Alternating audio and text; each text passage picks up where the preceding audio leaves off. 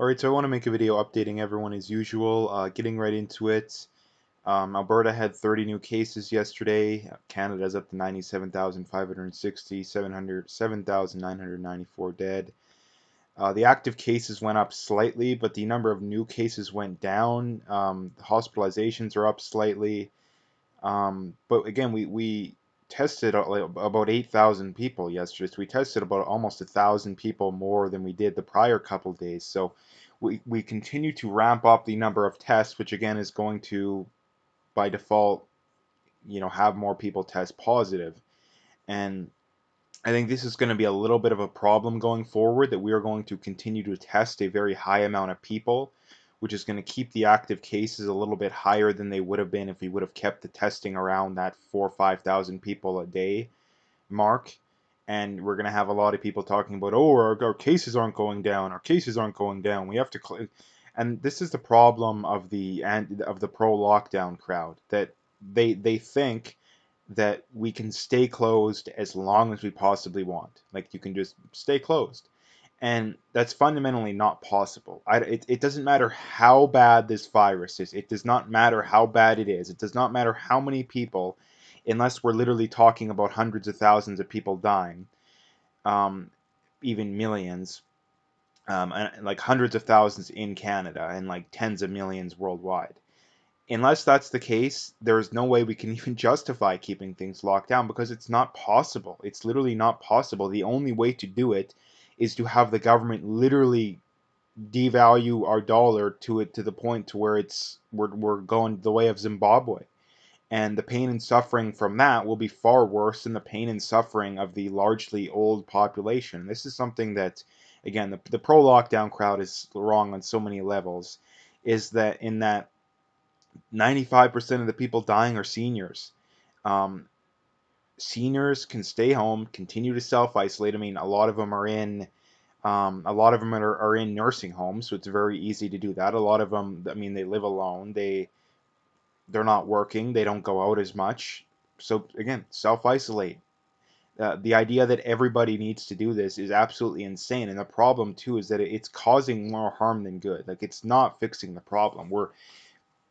We're saving people that we could have saved regardless of what we did. The most of these people, I would say, like I always mention, but if we would have just closed the borders, told old people to self isolate, because we knew the data out of Italy and out of Spain, that the clear majority of people dying were people that were very old. We knew that data. We knew it. So the government had ample opportunity. I mean, you look at some of the Tom Cotton being one of the senators out of the states that I think in late January even was saying, yeah, we need to close our borders. We need to take this seriously. So again, the reason why the virus got so bad in the first place was because the politicians that the pro lockdown crowd supported. So again, the pro lockdown crowd has been wrong every step of the way. They started out not wanting to take it serious. Oh, borders are racist, masks don't work. And when they've shown to be completely wrong, their solution to it, for whatever reason, is to completely double down in the exact opposite direction. That, oh, we need to stay close till there's a vaccine, even though there may never be a vaccine. We need to, and the fact, there's no guarantee that the vaccine will be effective too. I mean, Fauci has brought that up, that there's no guarantee the vaccine will be effective. We may spend tens of billions of dollars and pump a vaccine into everyone that's completely ineffective. And that's the problem, is people like to pretend that, oh, it's going to be effective. There's no guarantee of that. There may be a near guarantee that it's safe, but there may no be guarantee that it's effective, and that's the problem. So the main point being is that the pro lockdown crowd has been wrong pretty well every step of the way, and the problem being is that they refuse to admit that there is at least somewhat of a middle ground. They refuse to admit, again, that it just shows that they have no credibility. And again, it's just tribal. Again, this is just a classic example of human psychology, that it doesn't matter how much evidence piles up against people's worldview, they will double down on that worldview. Now, again, you can't really make that claim. Again, you flat out can't make that claim for people like me, because my worldview at the start of this was, okay, well, I tacitly supported the lockdown, but I was under the assumption that it would be 2 to maybe 4 weeks tops and we'd be done. Because, and for the simple reason that our case totals peaked like a little over a month after the lockdown, which makes no sense. If the lockdowns worked, our cases should have steadily declined after 2 or 3 weeks, but they didn't. They peaked like what 4 or 5 weeks after, and the amount of testing has continued to gone up. So you can't just claim it's the testing difference. Now the testing has continuously gone up. Um, so you can't claim it's the testing difference. Now what they switched it to is before you couldn't go get a test if you didn't have symptoms. Now you can get a test if you don't have symptoms. So now they're going to be catching a lot of the asymptomatic people that wouldn't have otherwise went. So there is a little bit of a difference there, but the main point being, I guess, and the last thing too to mention is that, like I said before, again, another prediction that came true is that when we quote unquote reopen, we are not actually going to be quote unquote reopened, because a lot of businesses, I mean, pretty well all businesses are now eligible to be reopened, but a ton of them still aren't. A ton of them still aren't. I mean, most gyms aren't open, at least the ones in my area, and I know at least two of the big chains are not open in the area, and it just doesn't make any sense. It does, and the problem being is that I think people are still scared off by the idea, oh, this is the doomsday virus, and if someone catches it and they trace it back to that, they're going to get sued. This is going to be an ongoing problem going forward, and it's something that I mentioned that people just completely ignored, and now we're seeing it, that when we go quote unquote back to normal, it's not going to be back to normal, and we're going to have to keep going in circles until people learn 10, 20 times over that this is a complete joke. The lockdowns were a complete and utter fraud. They were totally unnecessary. I mean, looking back on it, but keeping things again, the fact that politicians are still pretending like, oh, we got to be careful and all, no, we have to be careful to a small degree, but keeping placing restrictions on anybody who has a comparable death rate to the flu, completely and utterly unnecessary. Completely and utterly unnecessary. We should close down nursing home, or sorry, keep them closed down, or at the very least, pretty heavily restrictions on visitation, because I do think people should be able to visit. I mean, it's been 3 months. You may not have been able to see your grandparents or whoever they are to you.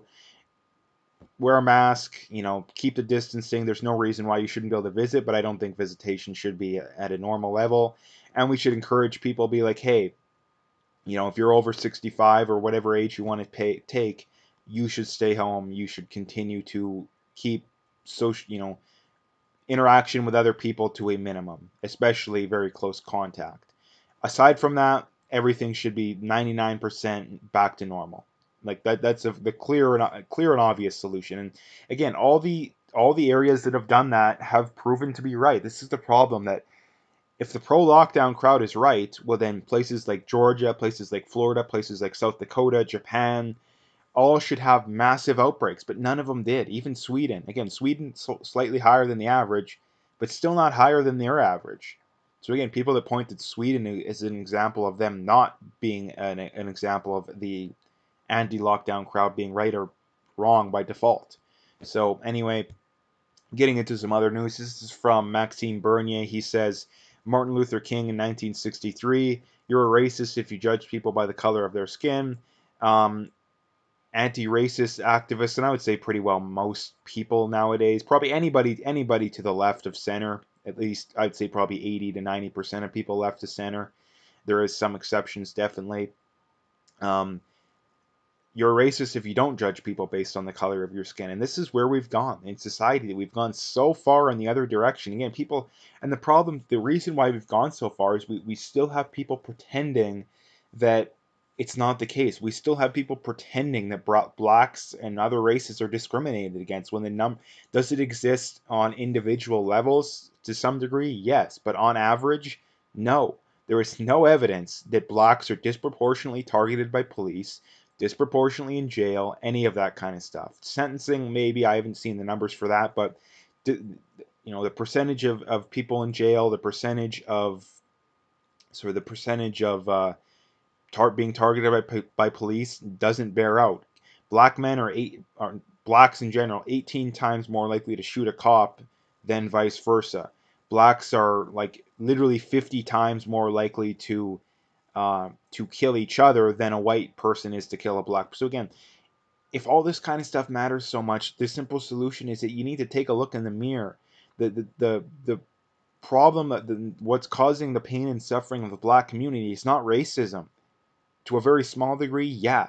But if we had a magic pill that could magically eliminate racism overnight, the black community would look almost exactly the same. All the same stuff would still be going on. So again, if people actually want to fix this stuff, they need to come up with some real solutions, not blame racism for everything when it clearly does not exist to the degree that they claim. And again, the numbers bear that out too. That is not an opinion. The numbers bear that out. So this is from Ian Pretty on Twitter. It's a Twitter poll, about 2,200 votes. So again, not a massive poll by any means, but again, I think it's still rather telling in that he asked, does systematic racism exist in Canada? Now 88.6 say no. Again, this is just something that again, it's just a Twitter poll, but again, most of the people who I talk to, even I would say probably even a slight majority of minorities don't even believe in it. Don't even believe in it. And the problem being is that why people think that it exists so much is you have people like Trudeau and the Democrats and the mainstream media that scream from the rooftops on a daily basis about racism and oh, we're terrible racism and racism this, racism that. Like if the government actually and the mainstream media actually took an honest and unbiased approach to talking about racism, this number would be probably be 95, 96, 97%. And that's the problem. That's the problem nowadays is that the government screams from the rooftops and yet they still can't even convince the majority of people. And it just goes to show that they're just flat out wrong. Again, does racism exist to some degree? Yeah, I don't think hardly anyone is, if anyone's going to deny that. The problem is the debate when it comes to this, and this is where people get it so wrong, is that they think that if you disagree with them, oh, you're a racist. No, the reality is that they disagree with you on the extent of the racism. You think that racism is this existential problem, it's a plague on society. And they think that, yeah, it's a small issue, but there's other issues that are clearly more pressing. That is where the disagreement comes in. It's not that they're telling you racism doesn't exist. Again, it just goes to show just how hysterical and tribal people are. This is from Stefan Mullen. You know, he's talking about this interview of former KGB propagandist Yuri Bezmenov talking about what happens to the ideologues, Antifa types when they're done serving their purpose. They know too much. And again, this is a very good interview. I don't know if it would be on YouTube, maybe. I mean, if you search Yuri Bezmenov, but there's a full interview about maybe 15 minutes or so. He goes into great detail, and a lot of this stuff, I mean, I think it's from the 80s. And a lot of the stuff he brought up is coming true. I mean, he talked about how, I mean, the first thing he talked about, or one of the most telling things I think, is that um, part of the KGB and these kind of agencies is people think that they basically exclusively exist to commit espionage, to basically steal state secrets from the states or whatever country.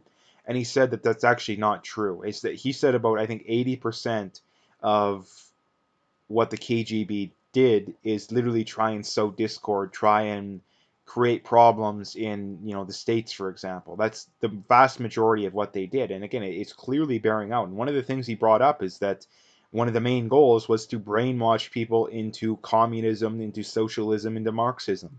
That is one of the main things he brought up. And he said, yeah, it'll take about a generation or so to set in. And what do we have? What do we have now? Well, they started doing it in the 80s. 30 years later, give or take, what do we have? We have the idea of communism and socialism. You have a very high, well, not a majority, but a pretty glaringly high percent of the population that believes in this kind of stuff. So again, go check out the videos. I mean, there's clips of the videos going around everywhere. I mean, you could probably find if you just search them, but very, very telling and very, very insightful. Again, it changed definitely a lot of the stuff I thought. I was one of the people who thought that most of what they did was to commit espionage, but he said, and it makes sense, that the majority of what they do is to literally just sow discord. So, and the last thing I wanted to bring up here is Roosh on Twitter here responding to the New York Times, and the New York Times say Somali refugees in Minneapolis area who fled political chaos, violence, and oppression are alarmed at what they saw emerging signs of a similar strife in their new home. I realized that the U.S. is not much different from the country I came from. And Roosh says Somalians in Minneapolis are upset that it's becoming like Somalia. Again, this is the problem of Western society now, that we're bringing in millions of people who came from war-torn areas. And again, the mainstream media paints them as all innocent. Oh, we didn't have any, say in how things turned out and all this kind of stuff. When that's the problem. It's very predictable which countries are going to be the worst countries, and very predictable which countries are going to be the least war-torn and the most free. It is incredibly predictable. And when we bring in people from those countries, don't be surprised when we end up like that too. Eventually, again, it's not going to happen overnight, and that's the problem why people don't recognize it, because if it happened overnight, yeah, we probably would be up in arms, but it happens over generations. So again, it's not that all those people are bad and whatnot. Again, people always throw out that accusation. No, it's just simply playing the averages. It's just simply playing the averages. If you import the third world, you become the third world. The numbers bear that out. The numbers clearly bear that out. If you keep voting for these kind of policies, guess what? They get worse and worse. This is the big problems. You have these people that they've been voting for the same policies for 50, 60 years, and they're complaining about, oh, well, nothing ever changes. Well, yeah, because you keep voting for the same policies over and over again. You keep complaining about how you're poor, but again, you keep voting for the same policies over and over again. You're worried about an unfair justice system, but you vote for the same policies over and over again. So again, this is the problem, is that I don't have sympathy for most of these people, because they're literally doing the same thing over and over again and expecting a different result. And here I am trying to tell them that maybe you should do something different, and getting completely ignored. Now again, I don't have a big enough audience, but there's plenty of people that have huge audiences that are bringing this up, and yet they're still falling on deaf ears. So again, I don't have sympathy for people who over and over again ignore reality and yet turn around and complain when the things turn out exactly how they did before. Like, I don't have sympathy for those people. I really don't. Now, again, do all of them deserve no sympathy? No. But the ones that actively avoid the truth and reality, yeah, yeah, no sympathy. But again, obviously there's exceptions to the rule. Again, people always bring that up. Oh, yes, of course there's exceptions to the rule. But again, we're talking about averages. When we're talking about one person, the group averages don't matter. When we're talking about a million people, we don't care about the individual, because we're talking about a million people, because the difference between one person is not going to sway the majority opinion of a million people. It's not going to happen. Or at least the chances are literally 1 in a million. So anyway, that's what I had to talk about today. If you'd like to, make sure to hit that like and subscribe. Check out my PayPal and email. I got linked in the description. Again, appreciate any donations, but at the very least, just hit that like and subscribe. And last couple things, check me out on Twitter and check me out on BitChute. All the links are in the description, so you can find them all there.